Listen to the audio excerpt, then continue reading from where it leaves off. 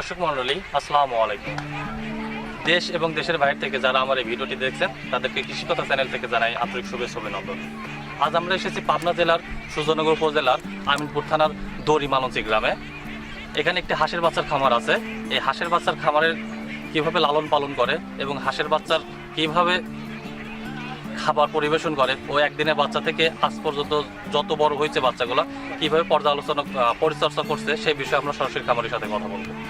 আসুন আমরা খামারের মুখ থেকে তার কাছে সরাসরি জেনে নেই যে তিনি কীভাবে হাঁসের খামারের বাচ্চা লালন পালন করেন এবং এ বিষয়ে তিনি কোথা থেকে এবং কী পরিমাণে সাহায্য সহযোগিতা পাইছে পুরোপুরি তার মুখ থেকে জেনে নেই।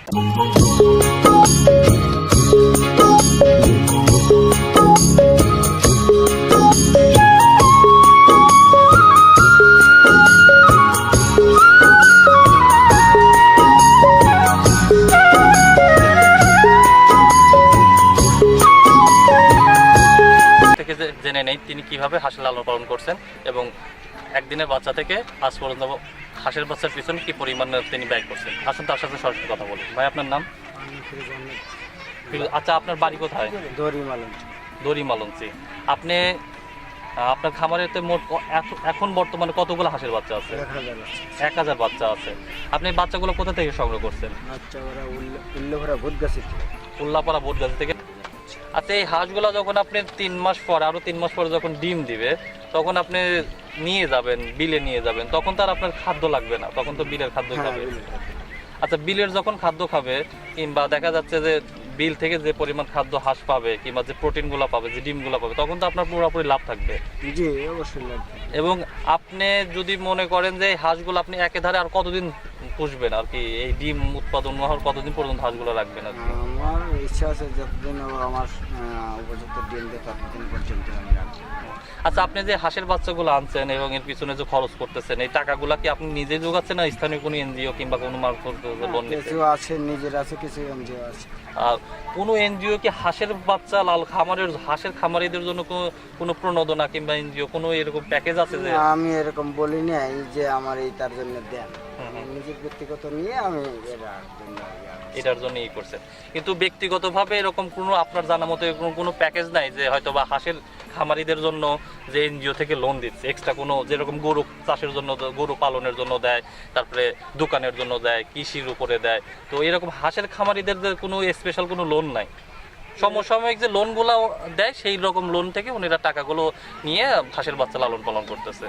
আপনার এই 18টা 19টা হাঁসের বাচ্চা যে মারা গেছে একই রকম ঠান্ডাজনিত কারণে মারা গেছে না অন্য কোনো সমস্যার কারণে হয়েছে? এই ঝড় হয়েছিল, ঝড়ে হয়তো আমার যেটা হাউলি ছিল এই হাউলিটা নষ্ট হয়েছে। তার মানে প্রাকৃতিক দুর্যোগের কারণে ওনার হাঁসের বাচ্চাগুলো 18টা যে বাচ্চা ইনজুরি হয়েছে, মারা গেছে, এটা প্রাকৃতিক দুর্যোগ অনেকটা দায়ী। কিন্তু হাঁসের যে সাধারণত যে রোগগুলা হয় সেই রোগগুলোর জন্য ওনার বাচ্চা একদম নাই বলে শূন্যের কোঠায় মারা যাওয়া, শূন্যের কোঠা।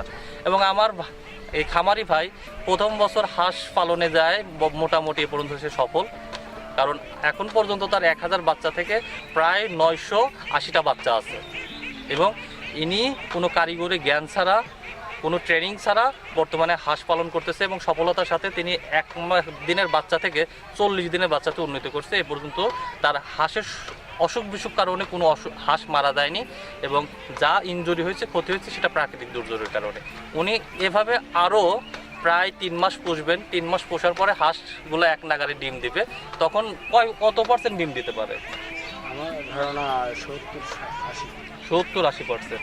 70-80% ডিম দিলে দেখা যাবে যে এক নাগারে 6 মাস ডিম দিলে উনি যে কিছুদিন পরে যখন বর্ষা মৌসুম আসবে, যখন বিলে নিয়ে যাবে, বিলের ধান এবং শ্যাওলা খাবে, কচুরির ফুল খাবে, তখন আর ওনার এই উদ্বৃত্ত খাবারটা যেটা উনি বর্তমানে দিচ্ছে প্রতিদিন 2 মণ করে ধান, সেটা আর দিতে হবে না। রক্ষণাবেক্ষণের জন্য বিলে যে জায়গাতে উনি খামার করবে সেখানে পাশে একটি ঘের বানিয়ে সেই হাঁসগুলো রাখবে এবং সেখান থেকে যে স্থানীয় বাজারে ডিম সংগ্রহ করবে। এবং ওনার এই পেশার সাথে উনি এবং ওনার আরও 2 ছেলে জড়িত।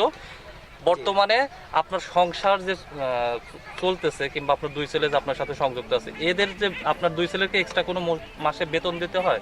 না, না। তাহলে আপনারা যদি আপনার বাচ্চারা আপনার সাথে চলে এবং যদি বেতন, তাহলে আপনার সংসার বর্তমানে কিসের উপর চলতেছে আর কি? কিছু হালকা জমি জমা আছে। তার মানে উনি আরও কৃষিকাজ আছে উনি কৃষিকাজের পাশাপাশি হাঁসের খামারটা করছে। যখন একদম ডিম উৎপাদনে চলে যাবে তখন ওনার সাংসারিক যে আয়টা পুরোপুরি এখান থেকে নির্বাহ করবে, এবং নির্বাহ করার পরে যে ওনার যে পাশাপাশি যে কৃষিকাজ আছে সেখান থেকে যে পরিমাণ টাকাটা উনি সংসারে ব্যয় করতে সেই টাকাটা উদ্বৃত্ত রাখতে পারবে। এবং 3 মাস পরে যখন ওনার হাঁস প্রতি শতকরা 70 থেকে 80% ডিম দিবে, তখন ওনার যে ডিম বেচার টাকা এবং তখন খাদ্য পারপাস যে কমে যাবে খাবারের দামটা, তখন সেই হিসাবে দেখা যাচ্ছে যে উনি বর্তমান যে হাঁসের টাকাতে কিনছে এবং এখন যে পরিমাণ খাবার খাওয়াচ্ছে এবং তখন যে পরিমাণ খাবার খাওয়াবে, তখন সেই টাকাটা ওই পরবর্তী 3 মাসে যায়, এই 3 মাসের টাকা থেকে অনেক উদ্বৃত্তভাবে বেঁচে যাবে এবং উনি তখন সফলতার সাথে লাভের মুখ দেখবে। এবং উনি বলতেছে যে যতদিন এই হাঁসগুলা ডিম পারে, এক নাগারে 1 বছর ডিম পারতে পারে, 1 বছর ডিম পারবে, তখন এই যে ওনার যে এখনকার যে এই মৌসুমে যে টাকাটা উনি ঘর থেকে দিচ্ছে কিংবা নিজের পকেট থেকে খরচ করতেছে, তখন এই টাকাটা সহকারে উনি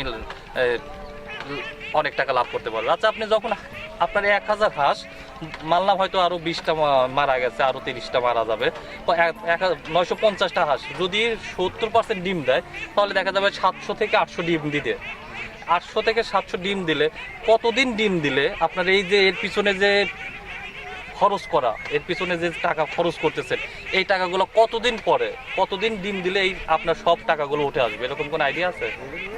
করি নাই, হিসাব করলেই তো বলা যায়। ধরেন প্রতিদিন যদি 700 ডিম আসে, ধরেন 700 ডিম 7,000 টাকা আসে, ধরেন হয়তো 2,000 টাকা খরচ গেলে আর বাকি টাকাটাই থাকবে, ধরেন দিন 5,000 টাকা ইনকাম। তার মানে ওনার যে খামারের পিছনে 4 মাস যে হাঁসের বাচ্চা লালন পালন করবে, 5 মাস যে হাঁসের বাচ্চা লালন পালন করবে, উনি হিসাব করে দেখছে যে 2 মাস উনি ডিম উৎপাদন করলে বিলে ওনারা সব টাকাটা একটা লাভ লসটা সমান হয়ে যাবে। তার পরবর্তীতে যে ডিমগুলা দিবে, সেই ডিমগুলা থেকে যে পরিমাণ টাকা ইনকাম করবে, সেই টাকাটা উনি পুরাপুরি উদ্বৃত্ত হিসাবে উনি লাভ হিসাবে সে টাকাটা রেখে দিতে পারবে। শুধু দর্শক, একদিনের বাচ্চা থেকে আজ 40 দিন বয়স এই বাচ্চা লালন পালন পিছনের আমার এই খামারি ভাইয়ের যে পূর্ব অভিজ্ঞতা এবং কৃষিকাজের উপরে যে ওনার অভিজ্ঞতা ছিল, সেই অভিজ্ঞতা প্রয়োগ করে উনি সফলতার সাথে হাঁস চাষ করে এগিয়ে যাচ্ছে। আমরা আশা করি ওনার হাঁসটা যখন পূর্ণ বয়স্ক হবে এবং ডিম দিবে, তখন উনি লাভের মুখ দেখবে। সকলকে শুভেচ্ছা অভিনন্দন জানিয়ে আজ এখানে শেষ করছি। অবশ্যই আপনারা আমার চ্যানেলটিকে দেখবেন এবং আমার চ্যানেলটিকে অবশ্যই সাবস্ক্রাইব করবেন। ধন্যবাদ সকলকে।